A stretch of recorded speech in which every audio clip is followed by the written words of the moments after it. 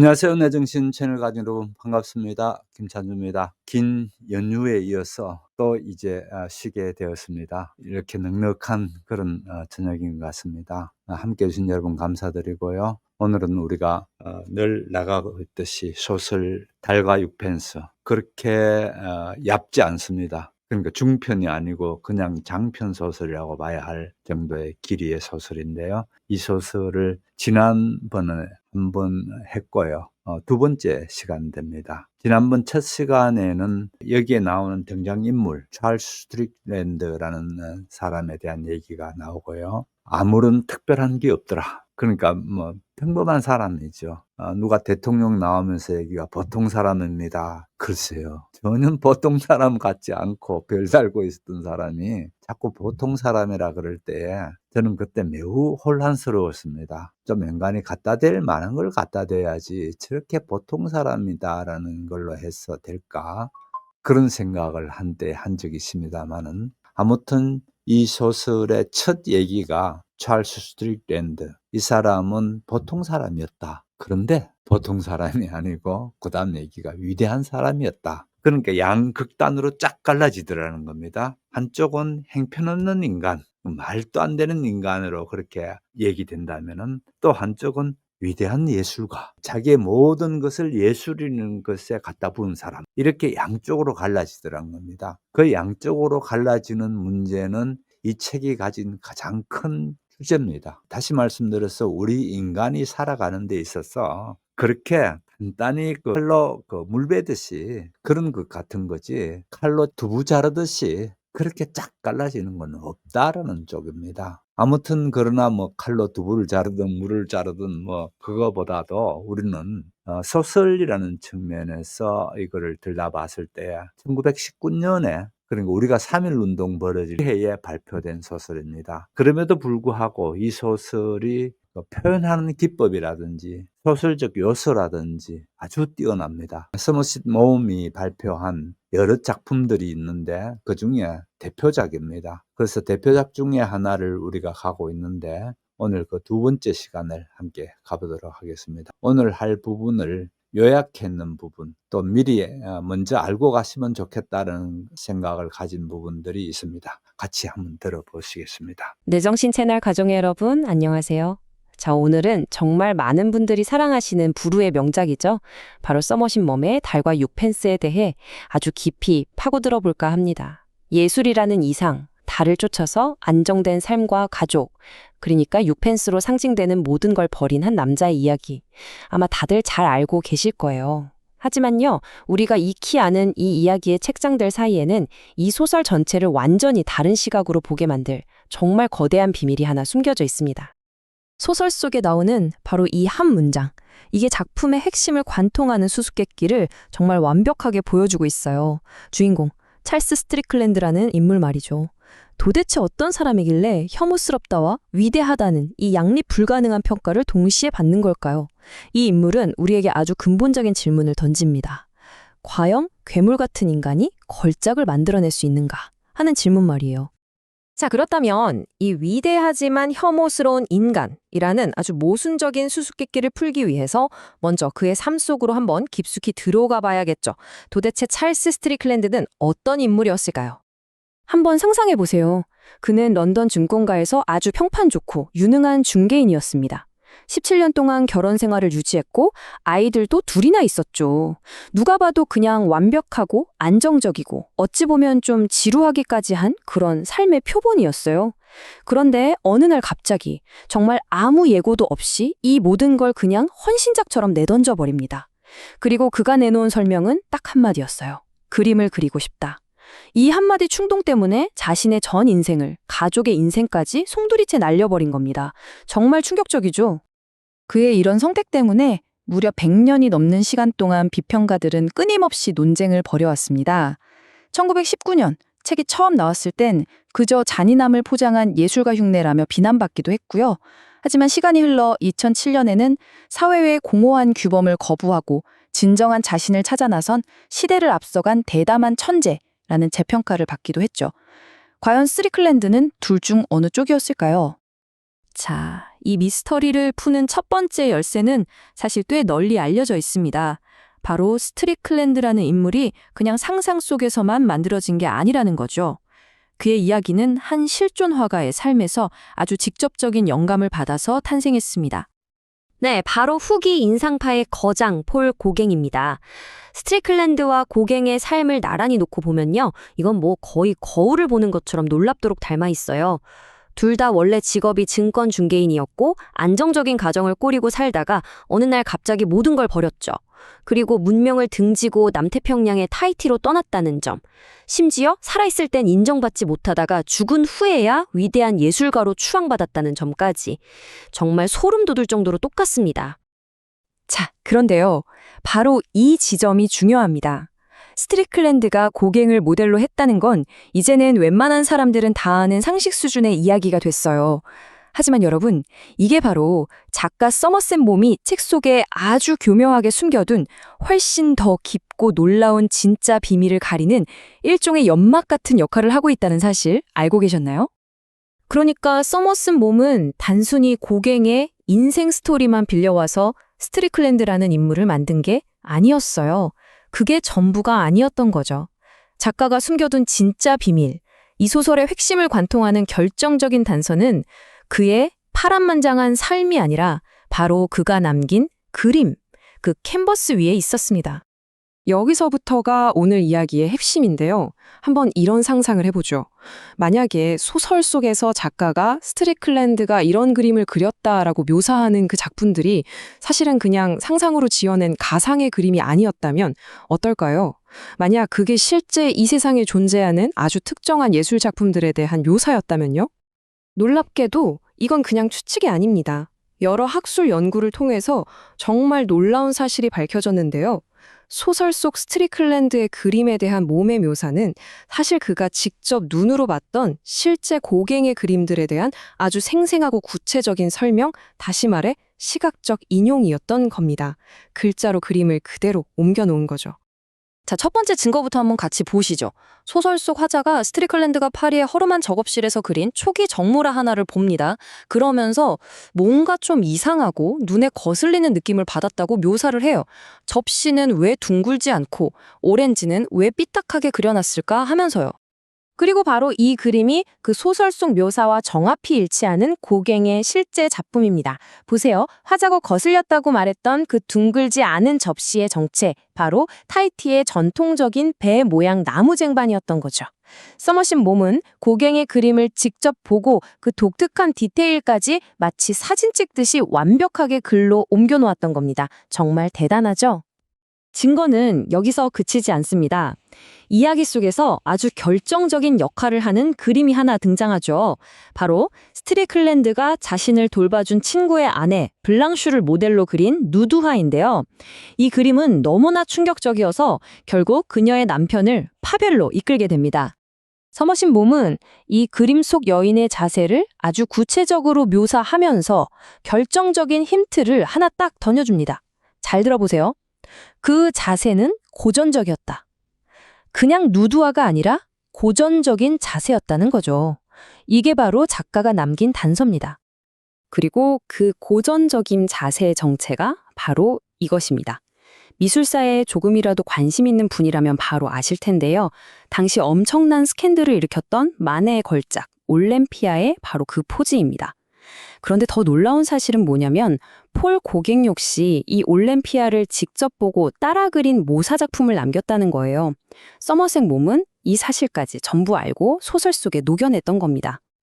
자, 이제 마지막 증거입니다. 스트리클랜드 예술 인생의 절정이자 최후의 역작이죠. 그가 나병에 걸려서 눈이 멀어가는 끔찍한 상황 속에서도 죽기 직전까지 오두막 벽 전체에 그렸다는 그 거대한 벽화. 과연 이 그림의 정체는 무엇이었을까요? 네, 바로 이 작품입니다. 스트리클랜드가 죽어가면서 오두막 벽을 가득 채웠던 그 장대한 벽화는 고갱 생애 최대의 걸작이자 그의 철학적 유언과도 같은 작품, 우리는 어디서 왔는가, 우리는 무엇인가, 우리는 어디로 가는가를 직접적으로 묘사한 것이었습니다. 한 인간의 탄생과 삶, 그리고 죽음에 대한 장대한 질문을 담은 이 그림이야말로 스트리클랜드의 마지막을 장식하기에 완벽한 작품이었겠죠. 자, 여기까지 따라오시면서 이런 생각하실 수도 있어요. 그래서 스트리클랜드의 그림이 사실은 고갱의 그림이었다는 게 뭐 그렇게 대단한 일이지? 하고요. 이게 그냥 작가가 독자들 모르게 숨겨놓은 똑똑한 지적 유희? 일종의 이스터에그 같은 걸까요? 아니요, 절대 그렇지 않습니다. 이 발견은 우리에게 아주 심오하고 또 동시에 굉장히 불안한 문제를 던지기 때문에 중요합니다. 이 발견이 만들어내는 현상을 두고 문학학자들은 미학적 부조화라고 부릅니다. 말이 조금 어렵죠. 이걸 아주 쉽게 풀어서 말하면 우리가 어떤 예술작품을 봤을 때 아니, 이런 성격을 가진 사람이 어떻게 이런 작품을 만들 수가 있지? 하고 느끼는 그 거대한 충돌과 혼란스러운 감정을 말하는 겁니다. 바로 이 지점에 엄청난 균열이 생기는 거예요. 자, 한쪽에는 소설 내내 묘사되는 찰스 스트리클랜드가 있습니다. 의무라고 즐거움이라고 모르고 무뚝뚝하고 다른 사람에게 고통 주는 걸 아무렇지도 않게 생각하는 그야말로 혐오스러운 인간이죠. 그런데 다른 한쪽에는 그의 작품, 즉 우리가 방금 확인한 실제 고갱의 그림들이 있습니다. 이 그림들은 어떤가요? 원시적인 생명력이 넘쳐오르고 신비로운 환상으로 가득하고 타히티의 풍요로운 자연을 담은 더없이 관능적이고 활기찬 세계를 보여주고 있잖아요. 이 엄청난 부조화가 바로 우리에게 거의 불가능해 보이는 질문을 던지게 만드는 겁니다. 도대체 어떻게 그토록 기쁨과 감정이 메마른 것처럼 보이는 사람이 이렇게나 충만한 생명력과 기쁨으로 가득 찬 예술을 창조할 수 있었을까요? 이 둘 사이의 간극을 우리는 어떻게 이해해야 할까요? 바로 이것이야말로 달과 6펜스라는 소설의 진짜 천재성이 드러나는 지점입니다. 이 소설은 그냥 한 화가의 전기소설이 아니었던 거예요. 이것은 예술가와 그들의 예술 사이에 존재하는 때로는 도저히 이해할 수 없는 그 신비롭고도 불안한 간극을 탐구하기 위해 서머신 몸이 아주 의도적으로 설계한 하나의 거대한 문학적 실험이었던 셈입니다. 결국 서머신 몸이 던지는 이 질문은 책장을 넘어 우리 현실로 향하게 됩니다. 내정신 채널 가족 여러분은 어떻게 생각하시나요? 어떤 예술 작품을 만든 사람이 누구인지, 그 사람의 삶이 어땠는지 알게 되었을 때 그 비밀이 과연 우리가 작품을 감상하는 방식 자체를 바꾸게 되는 걸까요? 우리는 과연 창작물과 창작자를 온전히 분리해서 볼 수 있을까요? 혹은 그래야만 하는 걸까요? 한번 깊이 생각해 볼 만한 질문인 것 같습니다. 네, 지난주에는 1장과 2장을 했습니다. 오늘은 3장에서 아마 한 6장 정도까지 가지 않을까 이렇게 생각하고 준비했습니다. 일단 지난주 얘기는 첫 1장이 간단합니다. 찰스 스트릭랜드라는 사람, 이 사람에 대해서 간략하게 이제 들어가는 얘기를 하게 되는데 양쪽 다 평판이 있더라.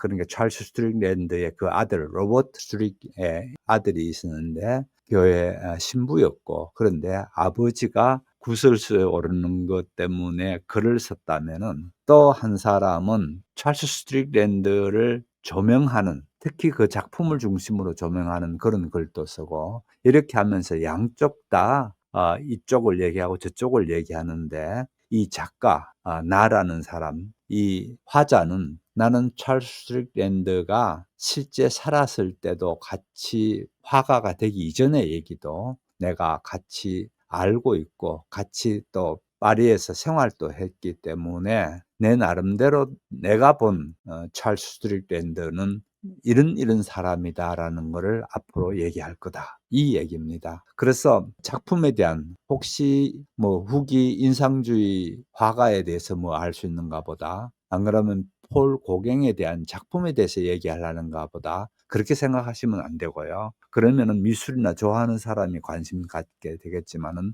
그렇게 하지 않고요. 일반적으로 그 삶과 인간성 이런 부분에 초점을 맞춰서 얘기하겠다. 작품은 나는 그 문외한이라서 모르고 대신에 이 사람의 생애에 대해서라든지 이런 부분은 내가 할 얘기가 있다. 그러면서 이 소설이 시작되는 게 1장입니다. 그 다음에 2장에 들어오게 되면은 실제 이분은 이제 영국에서 문단 활동을 하고 있는 사람이죠. 자신이 처음 문단에 들어왔을 때에 영국 문단이 어떠했는가 그런 문단에 대한 얘기를 합니다. 뭐 어떤 사람 사는 거 어디든지 다 똑같죠.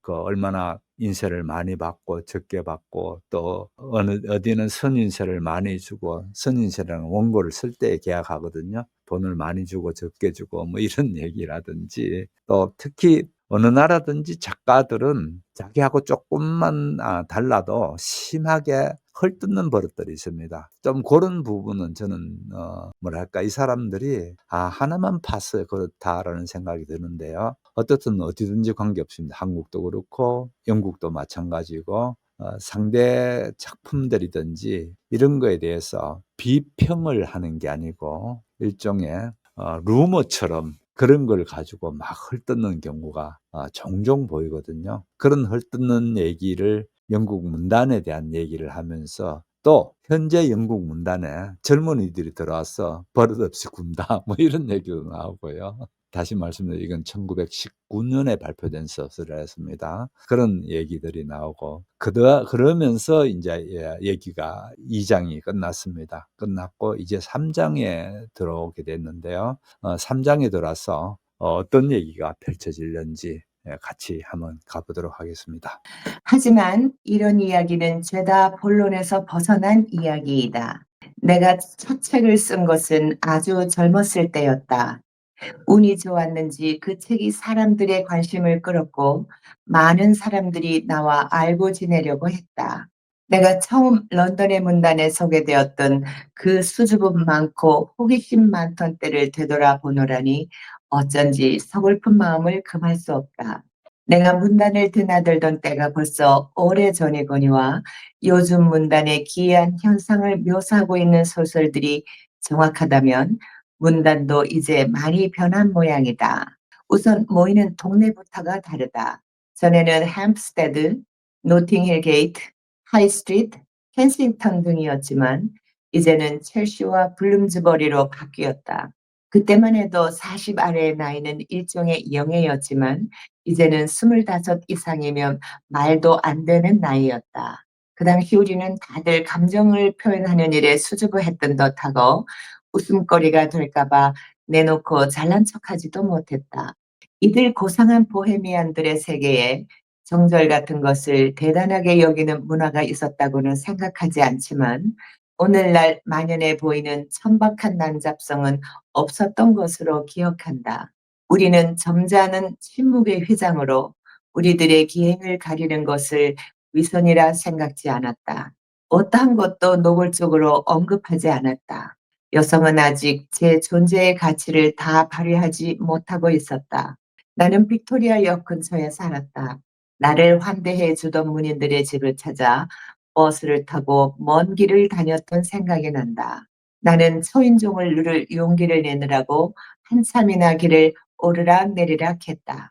그런 다음 잔뜩 주눅이 든 채 가글거리는 사람들로 공기가 혼탁해진 방으로 안내되어 들어갔다.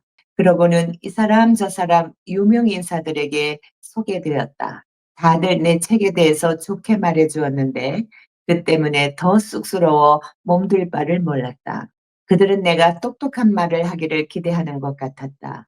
하지만 나는 파티가 끝날 때까지 멋진 말은 한마디도 생각해내지 못했다. 나는 어색함을 감추어 보려고 찻잔을 나르기도 하고 어둡게 자른 빵에 버터를 발라 사람들에게 돌려보기도 했다.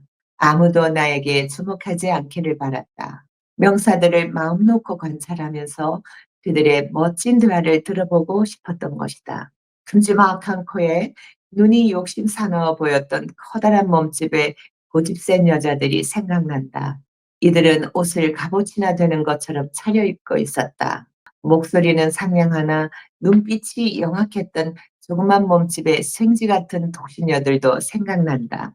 한사코 장갑을 낀 채 버터 바른 토스트를 먹어대는 이들의 고집스러움에 나는 얼마나 반했는지 모른다. 보는 사람이 없다고 생각되면 손가락을 의자에 쓱 문질러 대곤 했는데 그 태연스러움을 지켜보며 나는 감탄을 금치 못했다. 의자가 더러워질 것이면은 틀림없었지만 이 집 여주인 역시 친구 집을 방문할 때 그 집 가구에 똑같은 짓으로 복수를 했으리라 생각한다. 어떤 여자들은 유행을 따라 멋지게 차려입고 있었다. 그들은 소설 하나 썼다고 해서 한물간 옷을 입어야 한다는 법이 어딨냐고 했다. 몸매가 멋진 사람은 그걸 최대한 살리는 게 좋지 않느냐. 갸름한 발에 날씬한 구두를 신었다고 해서 편집자가 원고를 받지 않은 적이 있더냐고도 했다. 하지만 그런 차림을 경박하다고 보는 여자들도 있었다. 그런 사람은 예술적인 직물에 옷을 걸치고 야성적인 장신구를 달았다. 남자들의 경우 괴팍한 차림을 한 사람은 드물었다. 그들은 되도록 문인티를 내지 않으려고 애썼다. 그냥 보통 사람들로 여겨지기를 바랐다. 그러다 보니 어디서든 시내의 여느 회사원들로 보일 만도 했다. 그들은 언제나 조금 지쳐 보였다. 그때까지만 해도 나는 작가들을 알지 못했다. 이제 보니 아주 이상한 사람들이었다. 내게는 그들이 한 번도 진짜 작가들처럼 보이지 않았던 것 같다. 그들의 대화를 멋지다고 생각했던 기억이 난다. 그들은 동료 작가가 등을 돌리기만 하면 그를 난도질하기 시작했는데 그 신랄한 유머를 들으며 나는 적이 놀랐다.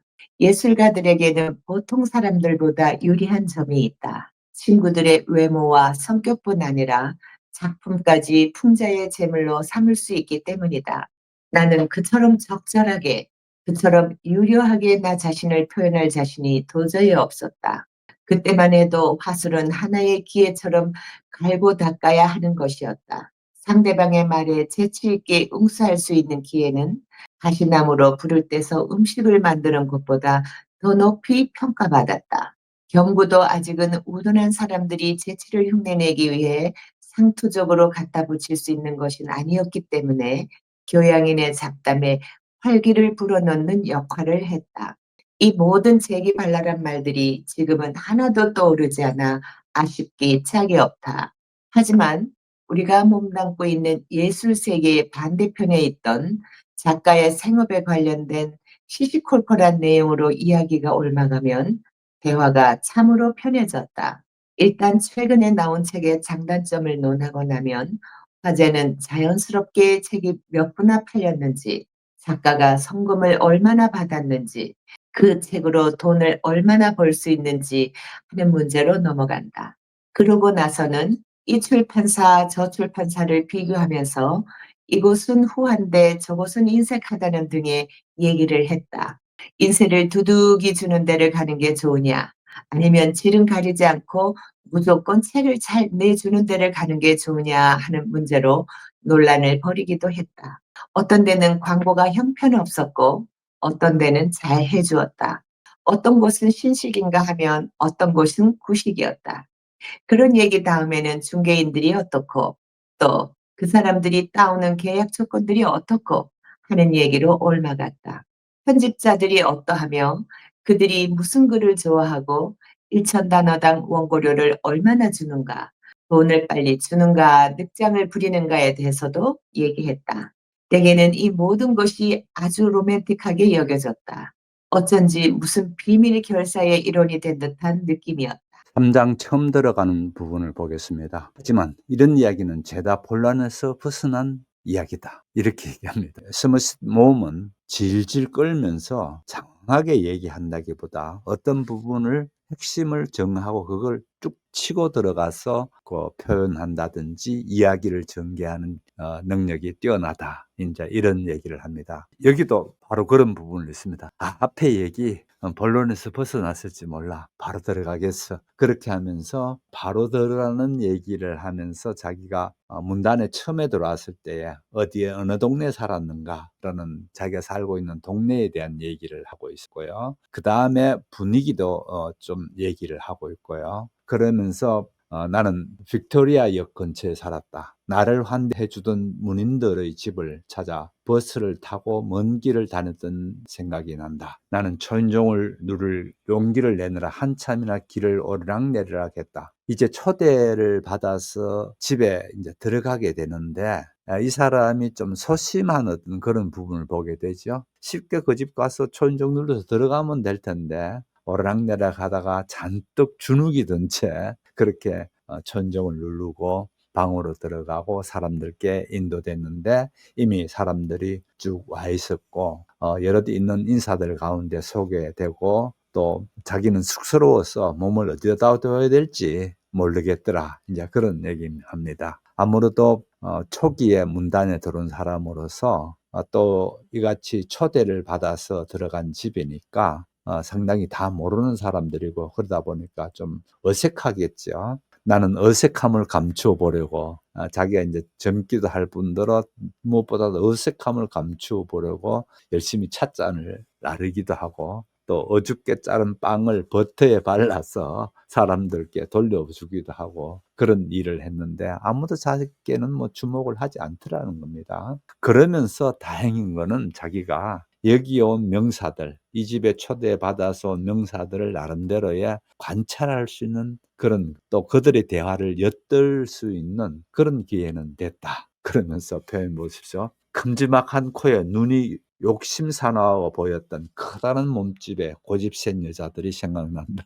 아무래도 여자들에 대한 묘사가 먼저 나오네요. 이들은 옷을 갑옷이나 된 것처럼 차려입고 있었다. 옷과 갑옷은 다르죠. 갑옷은 전장에 나갈 때 자기를 보호하기 위해서 입는 옷이 갑옷이고 보통 평상시 옷은 자기 자신을 나타내는 방식 중에 하나가 아닐까요? 재밌는 연구도 있어요. 옷이 자유롭게 되어지고 옷의 색도 아무거나 자기가 빨간색 입든지 자색 옷을 입고 또 그다음에 보라색 옷을 입든지 뭐 그런 거 자기 색깔을 마음대로 정할 수 있는 게 얼마 안 됩니다.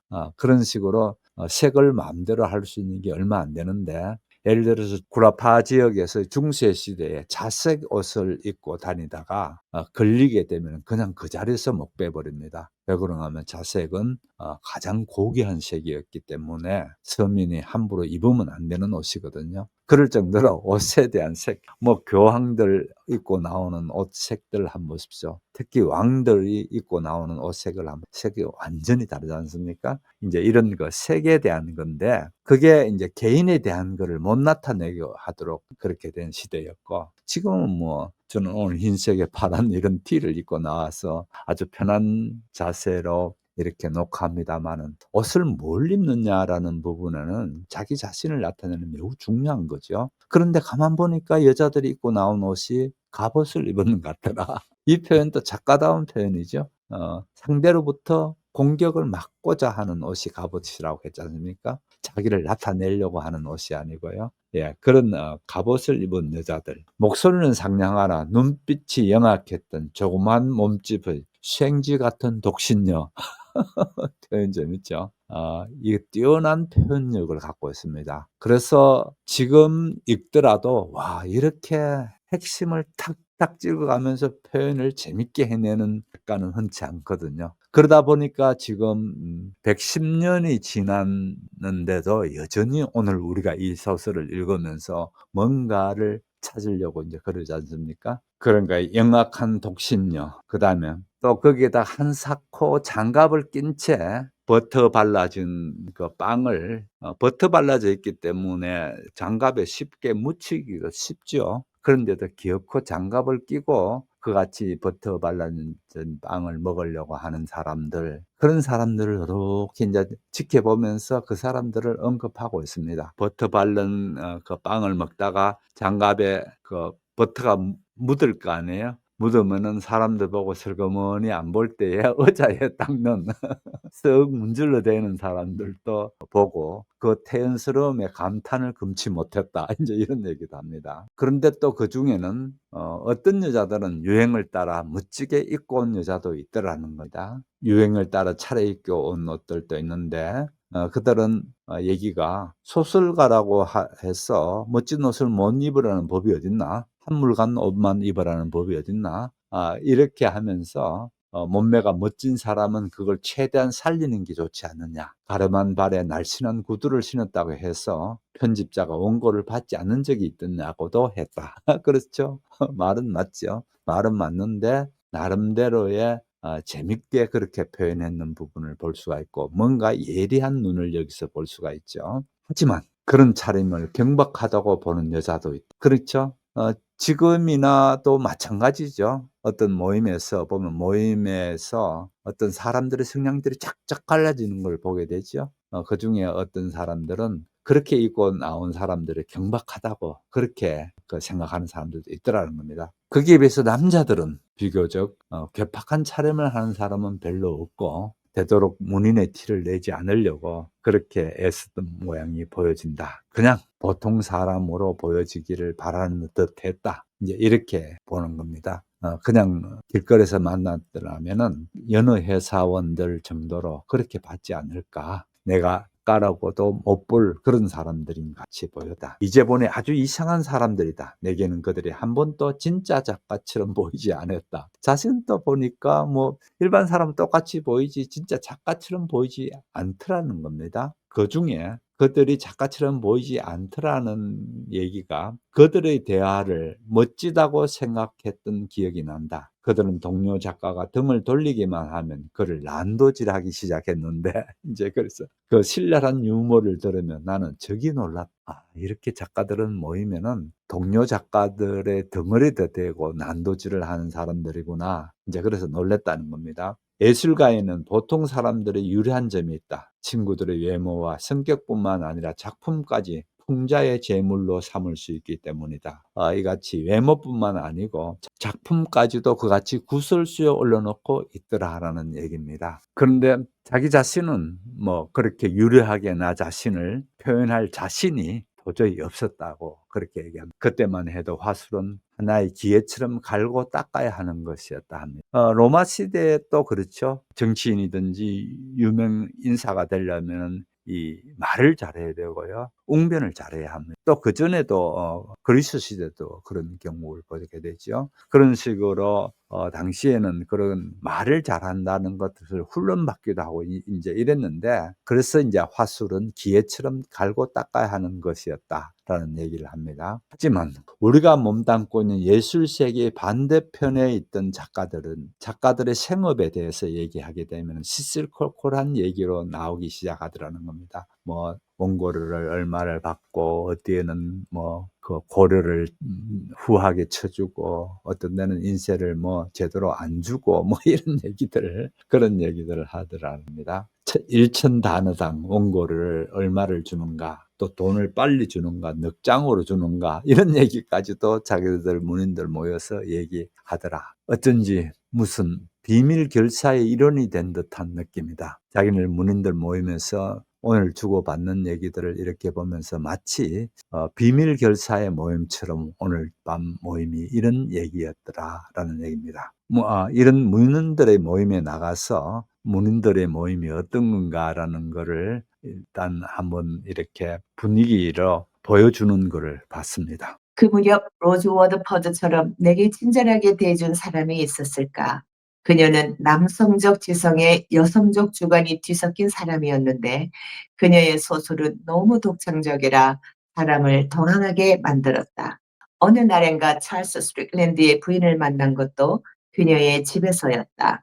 그날은 미스 워터퍼드가 다가회를 연 날로 그녀의 조그만 방은 여느 때보다 더 붐볐다.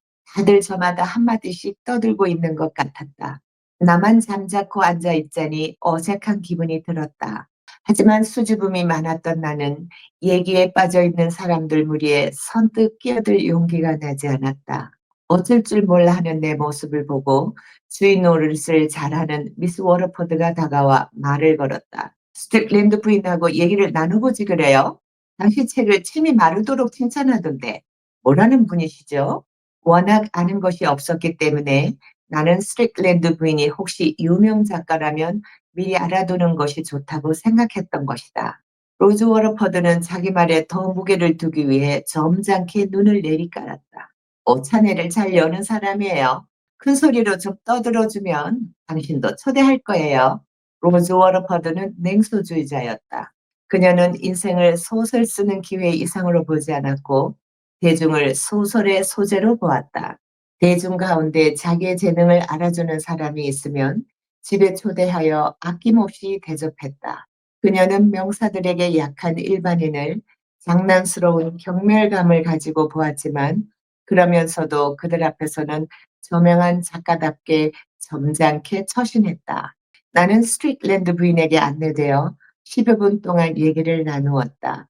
목소리가 듣기 좋다할 뿐 별다른 점은 느끼지 못했다.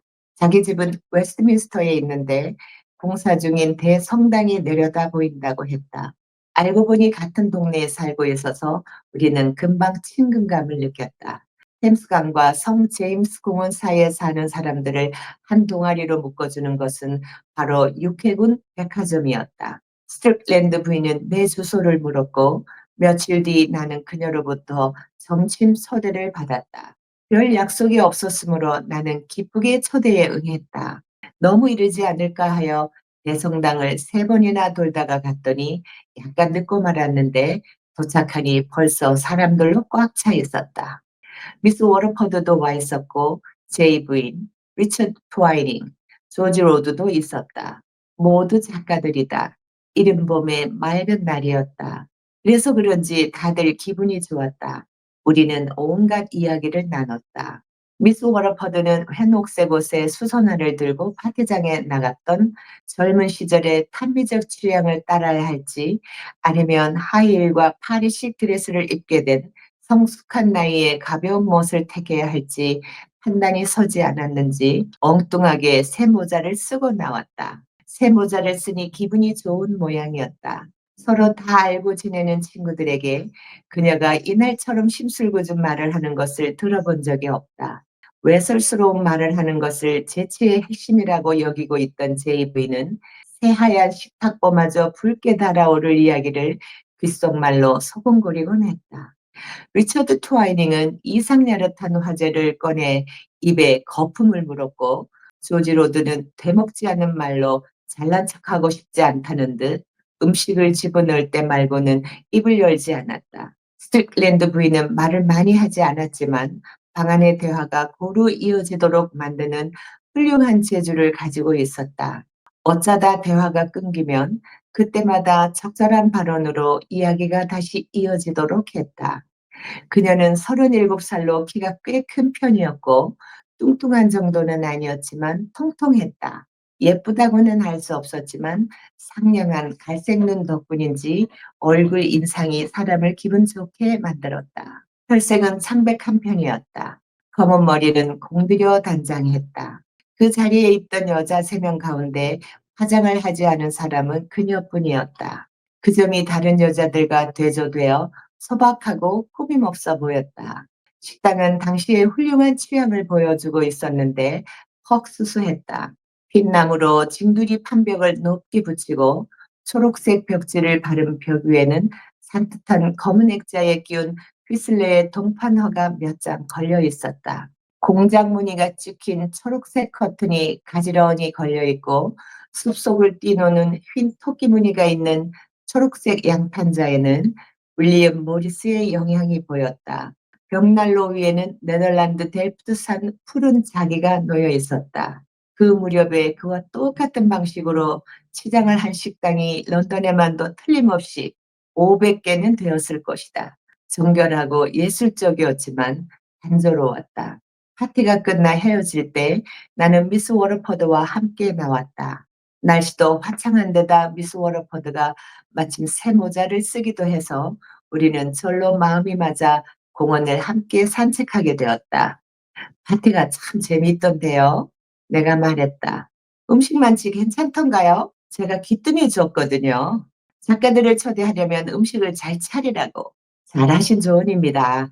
그런데 왜 작가들을 초대하려고 하죠? 미스 워터퍼드는 어깨를 으쓱해 보였다. 재밌는 사람들이라 그러겠죠. 그 여자는 세상 돌아가는 걸 알고 싶어 해요. 가엾게도 좀 단순한 사람 같아요. 우리가 죄다 굉장한 사람이라고 생각되나 봐요. 하여간 우리를 점심에 초대하는 게 즐거운 거죠, 뭐.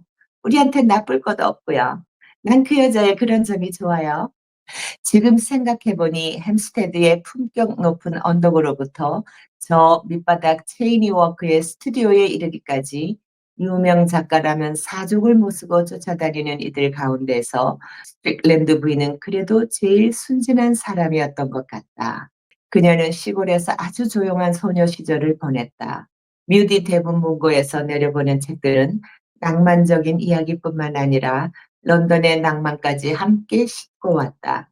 진짜 독서광이었던 그녀는 대개는 책보다 지은이를 더 좋아하고 그림보다는 화가를 더 좋아하는 그녀 또래로서는 드문 경우였다. 상상의 세계를 만들어낸 다음 거기서 일상의 세계에서는 얻을 수 없는 자유를 마음껏 누리며 살았다. 그러다가 작가들을 알게 되자 여태까지 어두운 객석에서만 구경했던 휘황한 무대에 자신이 직접 올라서게 된 듯한 벅찬 감격을 느꼈던 것이다. 그녀는 영국 구경을 하듯 작가들을 바라보았으며 이제 그들을 초대하기도 하고 굳게 닫힌 그들의 세계도 방문할 수 있게 되자 자신이 정말 더 대단한 삶을 살고 있는 듯한 느낌이 들었다. 작가들은 인생을 게임하듯 살았는데 그녀는 작가들에게는 그런 방식이 어울린다고 여기면서도 자신이 거기에 맞춰 행동하려는 생각은 조금도 하지 않았다. 작가들의 괴팍한 도덕관도 기이한 옷차림이며 터무니없는 논리나 역설처럼 그저 재미있게 여겨졌을 뿐 그녀의 신조에는 눈꼽만치도 영향을 미치지 못했다. 남편이 있나요? 내가 물었다. 아, 그럼요. 시내에서 꽤 알아준다나 봐요. 아마 증권 중개인일 거예요. 아주 따분한 사람이에요. 서로 잘 지냅니까? 아주 잘 지낸대요. 저녁 식사에 초대받으면 남편을 만날 수 있을 거예요. 하지만 저녁 식사에는 사람을 잘 부르지 않아요. 남자가 워낙 말이 없는 사람이라서요. 문학이나 예술에는 전혀 관심이 없고요. 교양 있는 여자들이 왜 그렇게 몰치미한 남자들과 결혼하는 거죠? 똑똑한 남자가 어디 교양 있는 여자와 결혼하고 싶어 하나요? 나는 그 말에 뭐라고 대꾸할 말이 생각나지 않아 스틱랜드 부인에게 자식이 있느냐고 물어보았다. 있어요. 아들 하나와 딸 하나. 다 학교에 다녀요. 그 집안의 문제에 대해서는 더 이상 할 말이 없어 우리는 딴 얘기로 넘어갔다. 자, 이제 4장에 들어왔습니다. 4장에 들어와서 로즈 워드포드라는 사람이 하나 나옵니다. 그 무렵 로즈 워드포드처럼 내게 친절히 대해준 사람이 있을까? 이 사람이 이제 아무래도 문인들 그거를 잘 모르고 이러니까 이미 문인계에 몸담고 있던 그 로즈 워드포드 그 사람이 이 여자가 자기께 상당히 잘 그렇게 대해주더라는 겁니다. 그녀의 소설은 너무 독창적이라서 사람을 당황하게 했다. 아마 소설을 읽어봤는 것 같습니다. 그렇게 한가 하면은 로즈 워드포드의 친구인 찰스 스트릭랜드 부인을 만나게 된 일이었습니다. 찰스 스트릭랜드 그러니까 이 소설은 폴 고갱에 대한 일생을 두고 되어진 그런 소설인데 폴 고갱을 그 사람의 이름을 사용해서 이 소설에 나오는 게 아니고 폴 고갱의 역할을 하는 사람이 찰스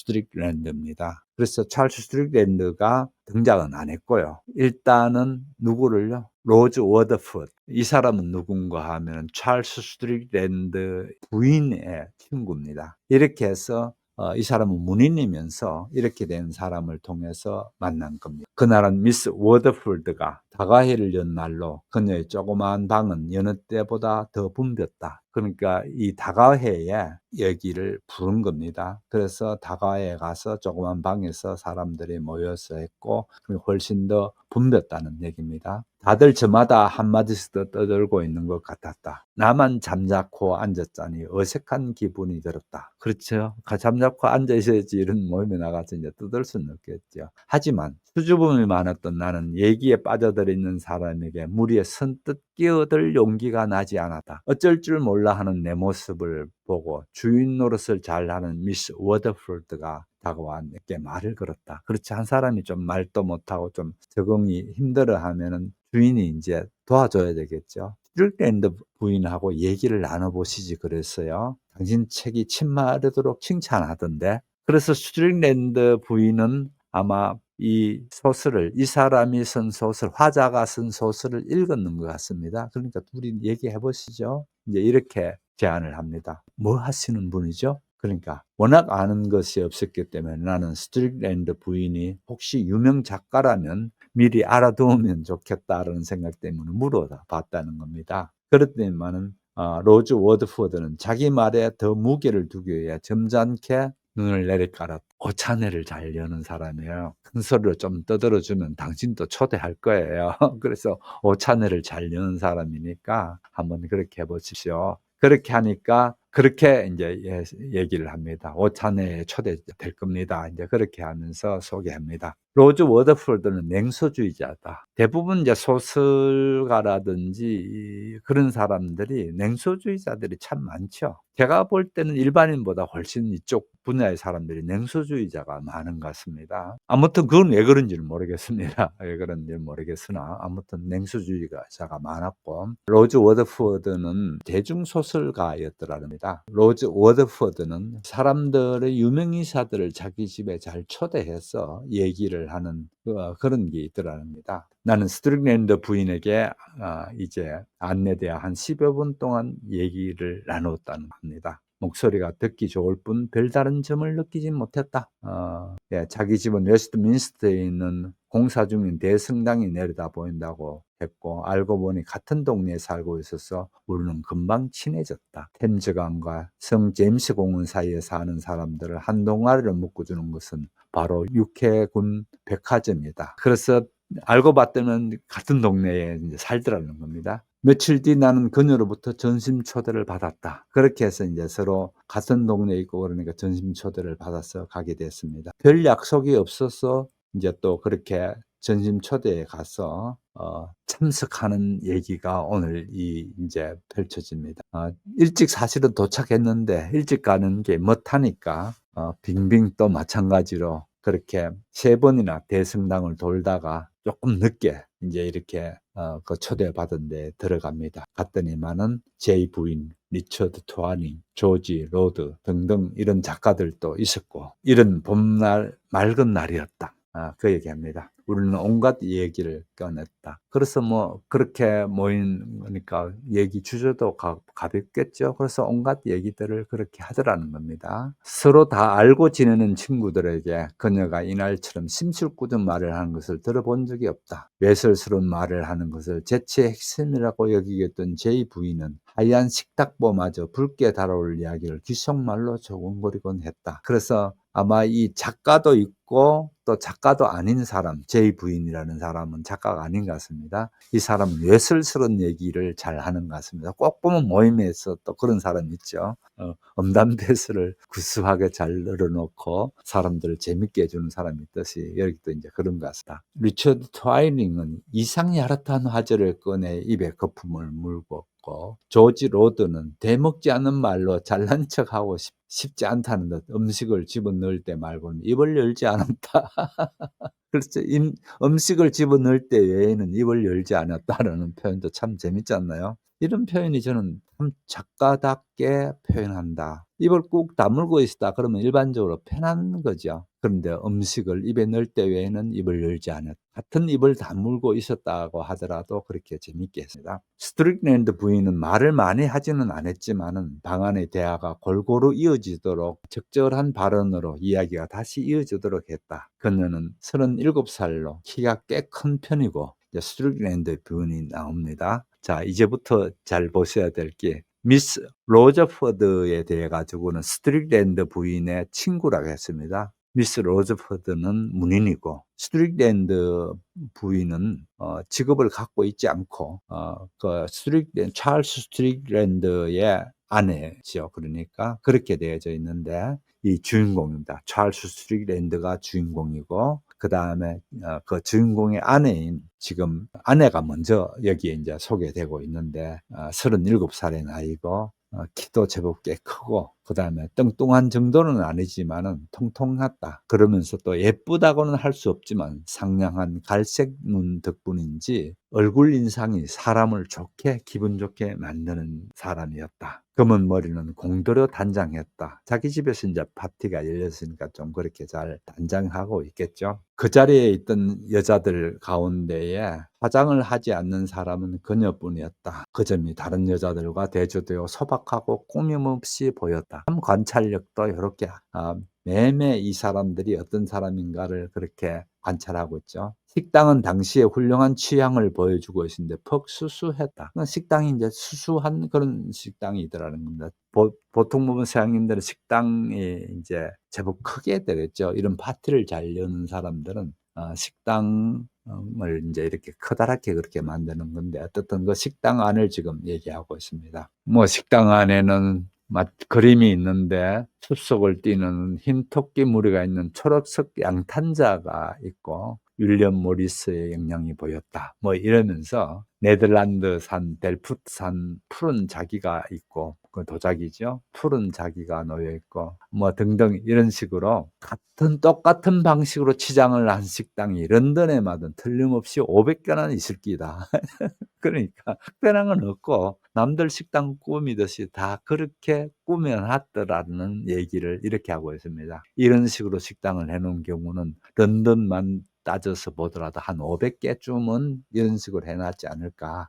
그렇게 얘기하고 있습니다. 파티가 끝날 때쯤 돼서 미스 워더폴드가 나와 함께 나왔다. 날씨도 화창한 데다 미스 워더폴드가 마침내 새 모자를 쓰기도 해서 우리는 절로 마음이 맞아 공원을 함께 산책했다. 파티가 참 재밌던데요. 내가 말했다. 음식 맛은 괜찮던가요? 제가 귀뜸해줬거든요. 작가들을 초대하라는 음식을 잘 차리라고. 예, 잘하신 조언입니다. 그런데 왜 그 스트릭랜드 부인은 작가들을 초대하려고 했나요? 이제 그렇게 물어봅니다. 그럴 때마다 세상 살아가는 거를 알고 싶어 해요. 좀 가엾지만은 좀 단순해 보여요.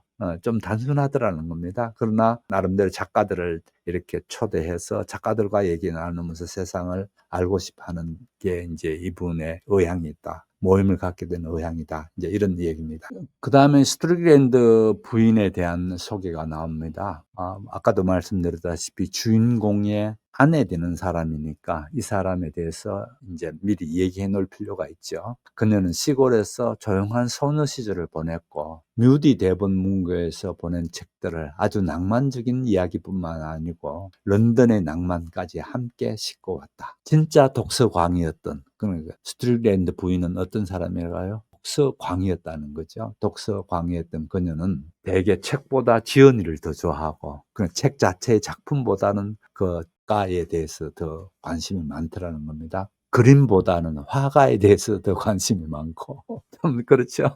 그런 경우였다는 겁니다. 그래서 이 작가들하고 이렇게 얘기를 나누고 그런 거는 자기가 작품을 읽으면서 봤던 거에 대해서 비해서 작가들 혼자서 상상했던 작가들을 실제 만나보는 데서 그렇게 재미를 느끼는 듯했다. 이제 이렇게 봅니다. 그래서 그녀는 연극 구경을 하듯 이 표현도 재밌습니다. 찰스 스트릭랜드 부인은 마치 작가들을 보는 데에 연극을 보듯이 그렇게 바라보았고 그래서 사람들을 초대하고 또 사람들하고 같이 그렇게 지내는 것을 즐기더라라는 부분입니다. 그렇게 이제 미스 로즈 워더폴드를 통해서 스트릭랜드 부인에 대해서 얘기를 듣게 되면서 그 다음에 또 질문이 내가 하는 화자가 하는 질문이 겁니다. 남편이 있나요? 그렇게 묻습니다.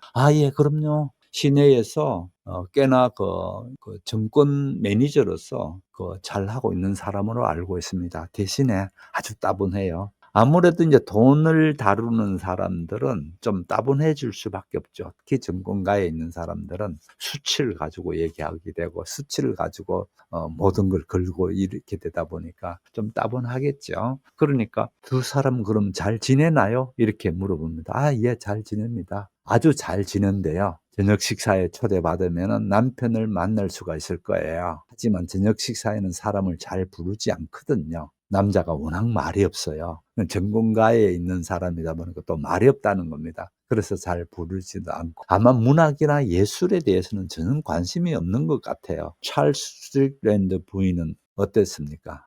문학의 독서광이라겠죠. 거기에 비해서 남편은 전전거리지 못한 것 같다. 이제 그런 얘기 합니다. 그러면서 또 이제 아들이 있느냐고, 아이들은 있느냐고 또 물어봅니다. 그랬더니만은, 아들 하나, 딸 하나가 있어요. 다 학교에 다녀요. 그러면서 그 집에 대해서 "더 이상 할 말이 없어. 우리는 딴 얘기로 넘어갔다." 이렇게 해서 일단 찰스 스트릭랜드 주인공으로 나올 사람의 주변을 먼저 이렇게 물어보는 걸로 사장 얘기가 됐습니다. 그해 여름 나는 스트릭랜드 부인을 여러 차례 만났다. 그녀가 초대하는 조촐하고 유쾌한 오찬에도 자주 갔고 꽤 거창하게 차린 티파티에도 이따금 갔다. 우리는 서로 호감을 가졌다. 내가 그때 아주 젊은 나이였기 때문에 그녀는 험난한 문인의 길에 첫 발을 디딘 나를 잘 이끌어주고 싶었던 모양이다. 나로서는 작은 고민거리를 가지고 찾아갈 사람이 있다는 게 좋았고, 찾아가면 틀림없이 귀담아 들어주고 적절한 조언을 해줄 사람이 있다는 게 좋았다. 스틱랜드 부인은 동정심을 타고난 사람이었다. 하지만 동정심을 발휘한다는 것은 미덕이긴 하나 그것을 지니고 있다고 생각하는 사람들은 그 미덕을 남용하는 수가 많다. 그런 사람들은 친구의 불행을 보면 제 장기를 발휘할 셈으로 냉큼 덤벼드는데 그 탐욕스러움에는 어쩐지 악의 같은 데가 있다. 동정심을 유정의 석유처럼 분출하는 것이다. 동정심을 마구 쏟아내어 상대방이 당황하는 경우도 있다. 평소에 너무 많은 눈물의 동정을 받아본 나머지 내 눈물 따위에는 아무런 감동을 받지 못하는 사람들도 있다. 스트릭랜드 부인은 자신의 장점을 요령 있게 이용할 줄 아는 여자였다. 그녀의 동정심을 받아들이면 우리가 오히려 그녀에게 은혜를 베푼 것 같은 느낌을 갖게 된다. 내가 젊은이답게 감격한 나머지 로즈워드 퍼더에게 그런 느낌을 이야기하자 그녀는 이렇게 말했다. 우유가 맛있긴 하지요. 특히 브랜드 한 방울을 타면 말이에요. 하지만 젖소 입장에서는 누가 젖을 짜주면 그것처럼 고마운 일이 없지 않겠어요? 저통이 불면 갑갑할 테니까요. 로즈 워터퍼드는 독설가였다. 다른 사람이라면 그처럼 가시돋친 말을 감히 하지 못한다. 하지만 그녀보다 멋진 말을 잘하는 사람도 없었다. 내가 스트릭랜드 부인을 좋아했던 이유가 또 하나 있다. 그녀는 주변을 늘 우아하게 꾸밀 줄 알았다. 그녀의 집은 언제 봐도 깔끔하고 상쾌했으며 벽에 꽂힌 꽃은 늘 명랑한 분위기를 자아냈다. 응접실의 사라사 커튼은 디자인은 간소했지만 밝고 아름다웠다. 예술적인 정취가 있는 그 조그만 식당에서 식사를 하면 기분이 좋았고 식탁도 훌륭해 보였다. 자녀가 둘 있었는데 모두 단정하고 예뻤으며 음식 솜씨도 좋았다. 누구라도 스트릭랜드 부인이 훌륭한 주부임을 인정하지 않을 수 없었다. 어머니로서도 본받을 만한 사람임이 분명했다. 응접실에 아들과 딸의 사진이 있었다. 아들 로버트는 16살 먹은 소년으로 럭비 고등학교에 다니고 있었다. 운동복 바지와 크라켓 모자를 쓰고 찍은 사진과 깃을 세운 셔츠에 연미복 차림으로 찍은 사진이 있었다. 소녀는 어머니를 닮아 이마가 시원했고 눈은 아름답고 사려 깊어 보였다. 깔끔하고 건강하며 나무랄 데 없는 소년이었다. 별로 똑똑한 것 같진 않아요. 어느 날 내가 사진을 보고 있으려니까 그녀가 말했다. 하지만 착한 건 사실이에요. 성격이 아주 좋아요. 딸은 14살이었다.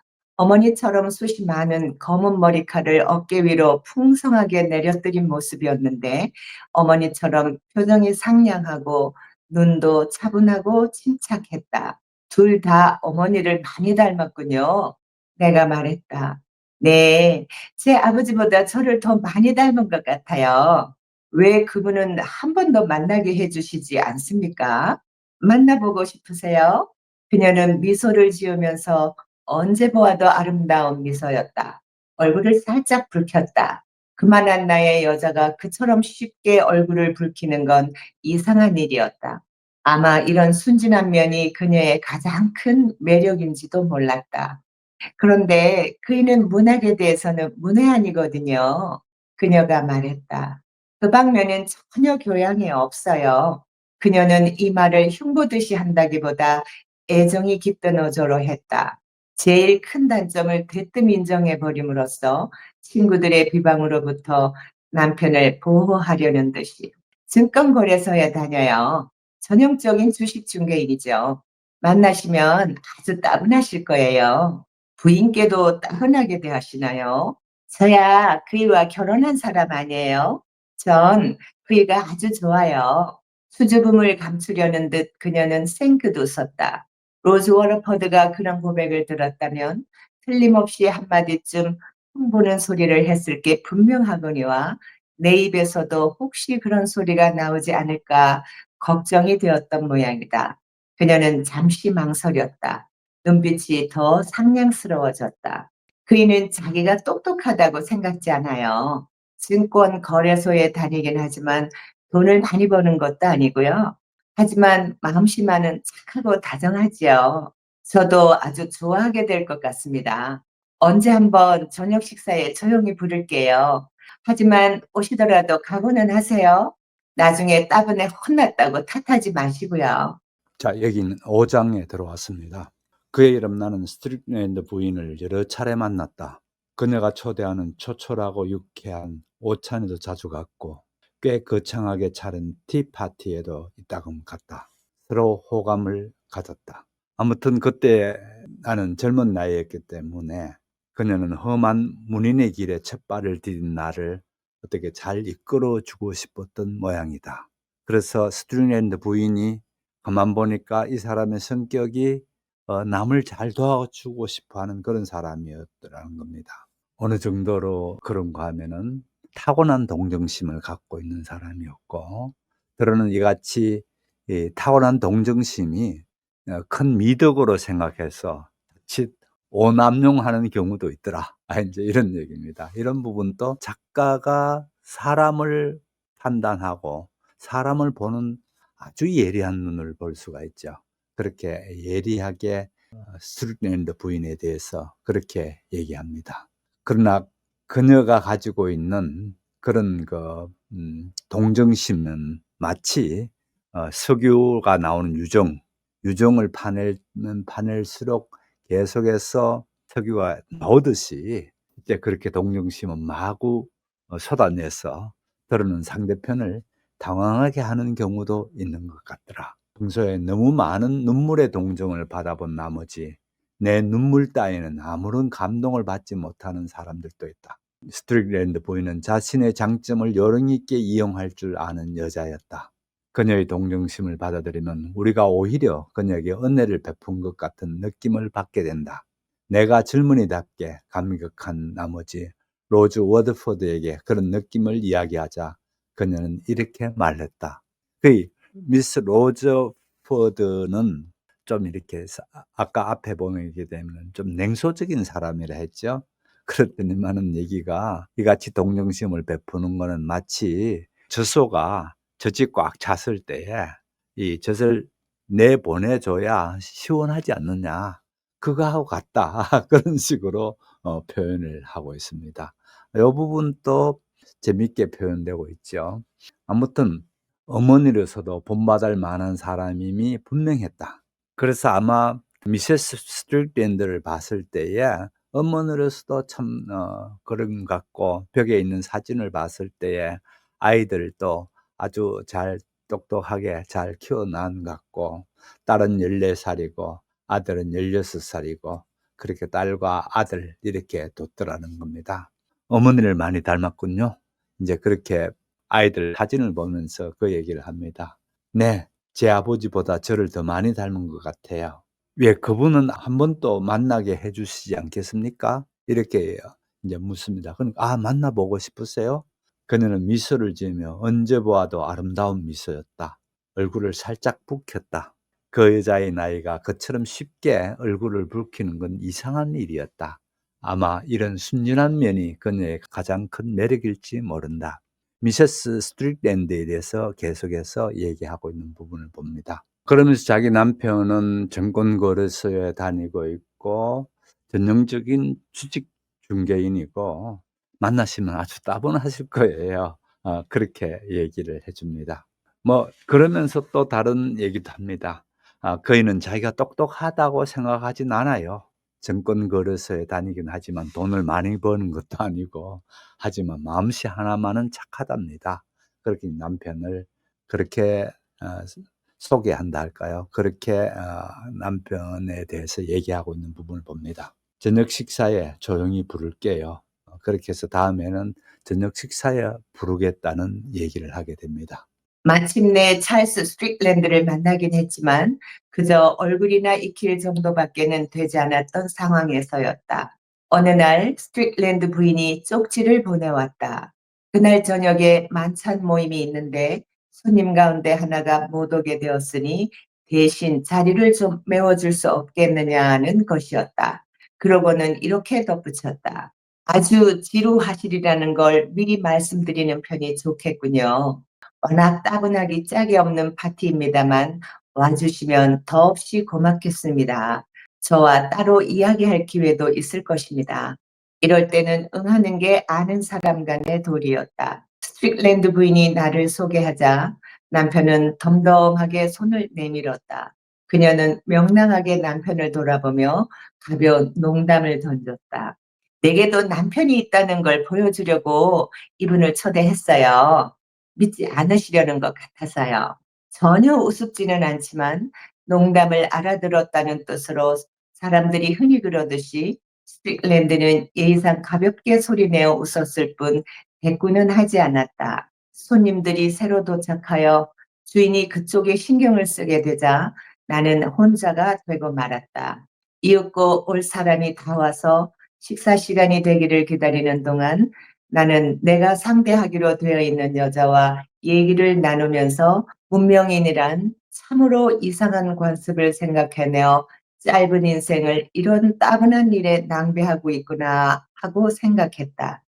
이 파티를 보고 있자니 요주인이 왜 굳이 힘들여 손님을 청하며 손님들은 왜 굳이 힘들여 오는 것일까 하는 의문이 들었다.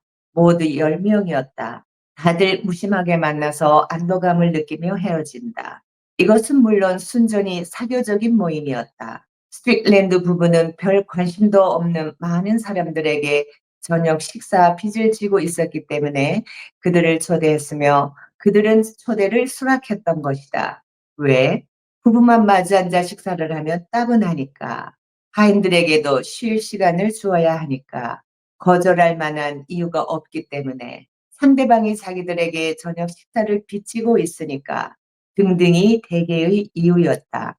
식당은 비좁게 느껴지리만큼 꽉 찼다. 손님으로는 왕실 변호사 부부, 정부 관리와 그 부인, 스틱랜드 부인의 언니와 남편 머켄드루 대령, 그리고 어떤 하원 의원의 부인 등이었다. 내가 초대받은 것은 하원 의원이 의회 일 때문에 오지 못해 그 빈자리를 메우기 위한 것이었다. 파티에 참석한 사람들의 사회적 지위들이 다 굉장했다. 여자들은 품위를 지키느라 옷차림도 화려하게 하지 못했고 지위를 너무 의식하여 마음 놓고 즐기지도 못했다. 남자들은 근엄했다. 이들 주위에는 부유하게 사는 사람들의 흡족해하는 분위기가 감돌았다. 파티가 잘 진행되도록 하려는 마음이 있었기 때문인지 다들 보통 때보다 크게 말하는 바람에 방안은 꽤 소란스러웠다. 하지만 공통의 화제는 없었다. 저마다 옆자리에 앉은 사람과 얘기를 했다. 수프와 생선과 앙투레를 먹을 때는 오른쪽 사람과 구운 고기와 디저트가 나올 때는 왼쪽 사람과 얘기를 했다. 정치 이야기, 골프 이야기, 자식들 이야기, 최근의 연극, 왕립 예술은 미술품, 날씨, 휴가 계획, 이야기 등이었다. 이야기는 한 번도 끊기지 않았고 자중은 점점 시끄러워졌다. 빅랜드 부인은 파티가 성공적이어서 기뻐했을지도 모르겠다. 남편도 점잖게 제 역할을 해내고 있었다. 이야기는 별로 하지 않았다. 파티가 끝날 무렵 그의 양쪽에 앉은 여자들의 얼굴에 피곤한 기색이 어려 있었던 것 같다. 그를 상대하려니 답답했던 모양이다. 스트릭랜드 부인이 한두 번 불안한 눈길로 남편의 얼굴을 슬쩍 쳐다보았다. 마침내 그녀가 일어나서 여자들을 몰고 방 밖으로 나갔다. 아내가 나가자 스트릭랜드는 문을 닫고 테이블의 반대편 끝으로 가서 왕실 변호사와 정부 관리 사이에 자리를 잡고 앉았다. 그는 다시 포도주를 돌린 다음 우리에게 시가를 권했다. 왕실 변호사가 포도주 맛이 그만이라고 칭찬을 하자 스트릭랜드는 그것을 어디에서 구했는지 말해 주었다. 우리는 포도주와 담배에 대해 얘기하기 시작했다. 왕실 변호사는 자기가 담당하고 있는 사건을 얘기해 주었고, 대령은 폴로 이야기를 꺼냈다.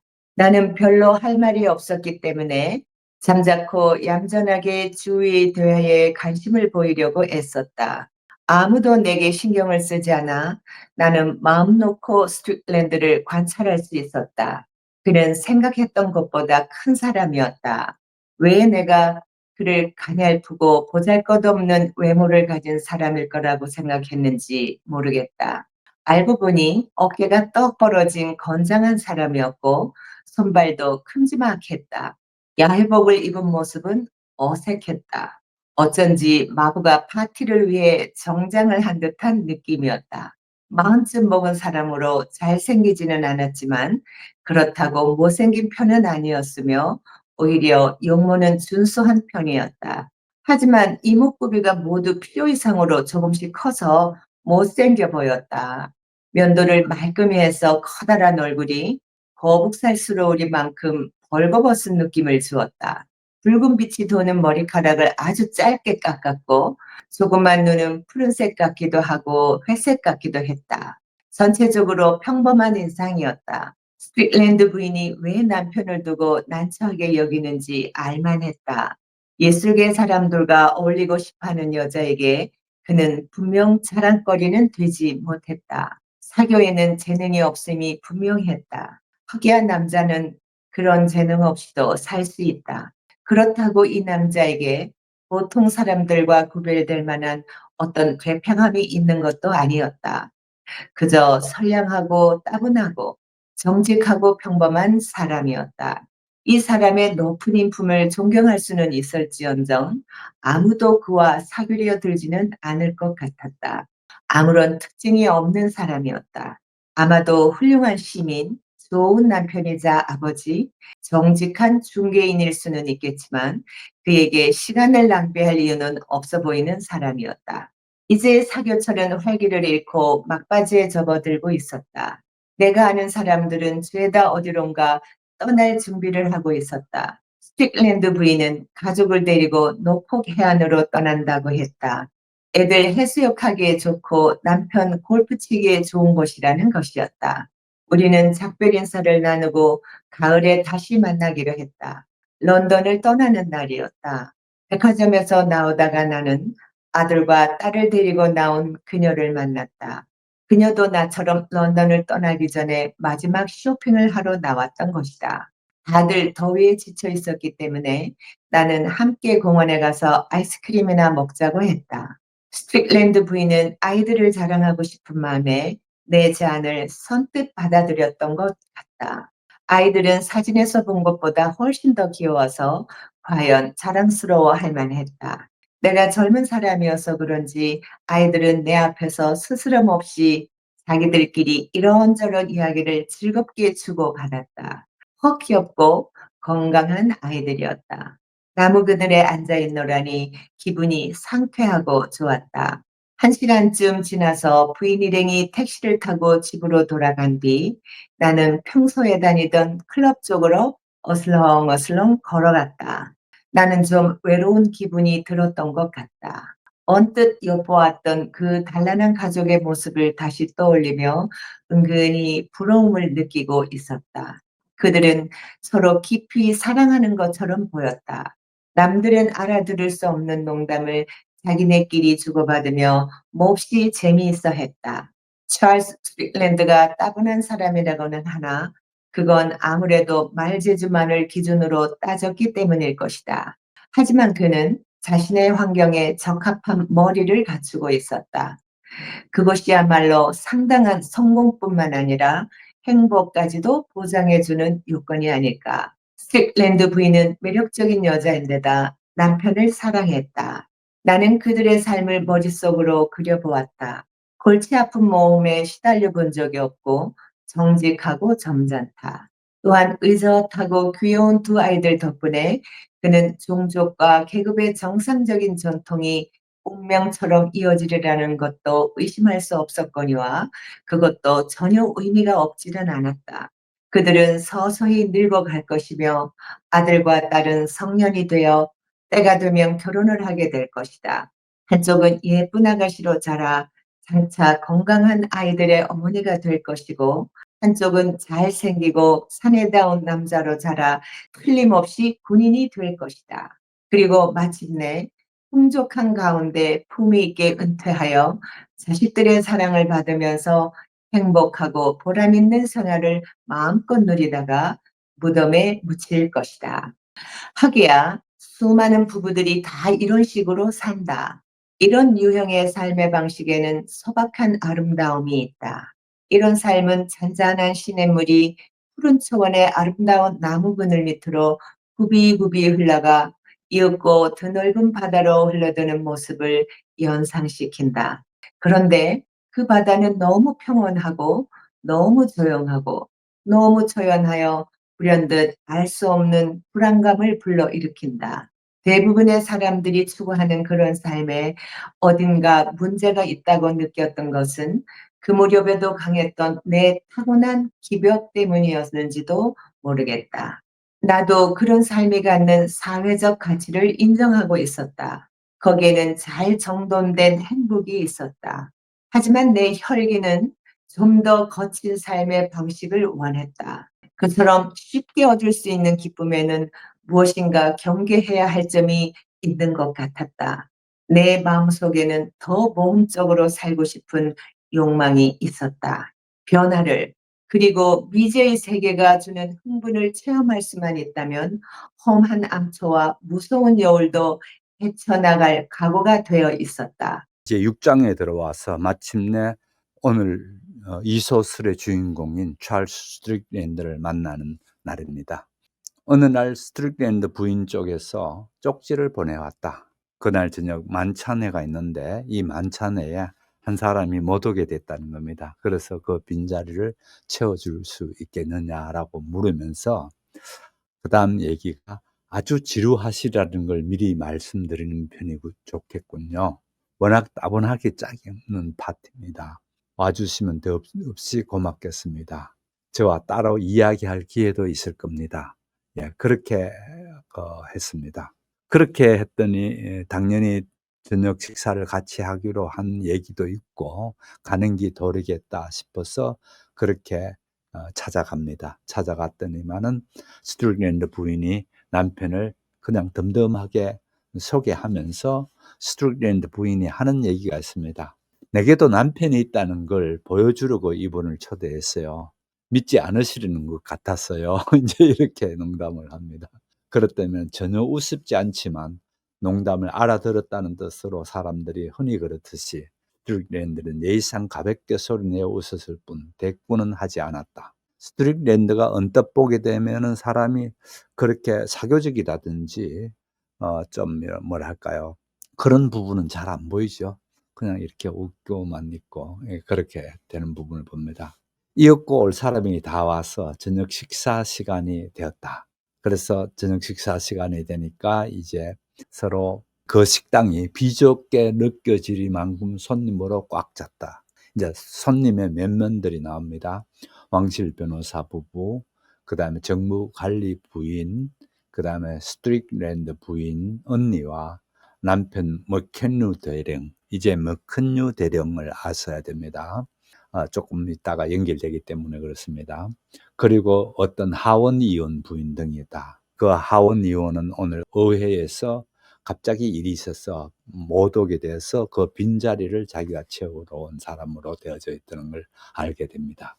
여자들은 품위를 지키느라 옷을 아주 화려하게 입지도 못했고 나름대로의 지위를 의식해서 그렇게 또 막 즐기고 그렇게 하는 자리는 아니더라는 겁니다.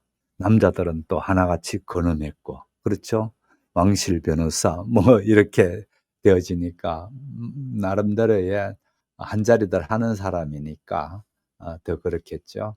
아무튼 파티가 잘 진행되도록 그 스트릭랜드 부인은 마주 신경 쓰면서 왔다 갔다 하고, 그러나 공통적인 화제는 없었다. 저마다 옆에 앉았는 사람들하고 옆에 앉은 사람들하고 이제 얘기를 좀 나누고, 부와 생선, 앙트레를 먹을 때에는, 앙트레는 정식 요리가 나오기 전에 먹는 간단한 요리라고 합니다. 그래서 수프와 생선, 앙트레를 먹을 때에 오른쪽 사람과 얘기하고, 그 다음에 또 디저트가 나올 때는 왼쪽 사람하고 얘기하고, 뭐 정치 이야기, 골프 이야기, 자식들 이야기, 최근 연극, 그 다음에 왕립 예술은 미술품, 날씨, 휴가 계획 등등으로 좌중은 이제 점점 시끄러워지더라는 겁니다. 얘기들이 그렇게 각자 흩어져서 하는 얘기들인 주제가 다 다를 거 아니에요. 그래서 얘기를 하고 있는데, 스트랩랜드 부인은 파티가 성공적이어서 기뻤을지도 모르겠다. 남편도 점잖게 제 역할을 해내고 있었다. 이야기는 별로 하지 않았다. 남편은 별로 얘기하지 않는 사람을 했죠. 파티가 끝날 무렵 그 양쪽에 앉는 여자들의 얼굴에 피곤한 기색이 역력했다. 그렇게 되니까 스트릭랜드 부인이 여자들은 다 이렇게 몰고 다른 방으로 갑니다. 그래서 남자들은 이쪽에 남고 여자들은 또 다른 방에 가서, 거기서 이제 남자들은 포도주가 나오고, 그래서 포도주 맛있다든지 뭐 또 그다음에 담배, 권련이죠. 권련 담배에 대해서 또 얘기가 나오고, 그다음에 또 뭐 견드르 대령은 폴로 이야기, 폴로가 말을 타고 하면서 하는, 긴 막대기로 말을 타고 마상에서 하는 그런 그 경기죠. 주로 이제 이 폴로를 하는 사람은 부유층들입니다. 그래서 이제 부유층하는 그런 폴로 게임 얘기라든지 그런 뭐 얘기들을 주로 하더라는 겁니다. 그러면서 사람들 얘기하는 가운데 스트릭랜드를 이렇게 자세히 봤더니만은, 스트릭랜드는 생각했던 것보다 키도 크고, 또 외모는 뭐 그렇게 잘생겼다고도 할 수 없지만은 또 보잘것없는 외모를 가진 거는 또 아니더라는 겁니다. 어떻든 어깨가 딱 벌어져 있고 손발이 큼지막하게 했고 그런 사람인데, 물론 야외복을 입은 모습은 약간 어색했는데 마치 마부가 파티를 위해서 정장을 한 것 같은 느낌은 있었다는 겁니다. 아무튼 잘생긴 사람은 아니지만은, 그러나 이 사람이 또 못생겼다는 쪽도 아니라는 겁니다.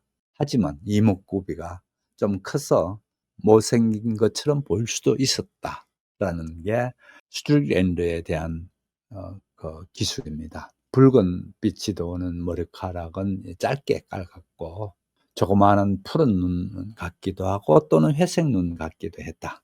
전체적으로 평범한 인상이었다.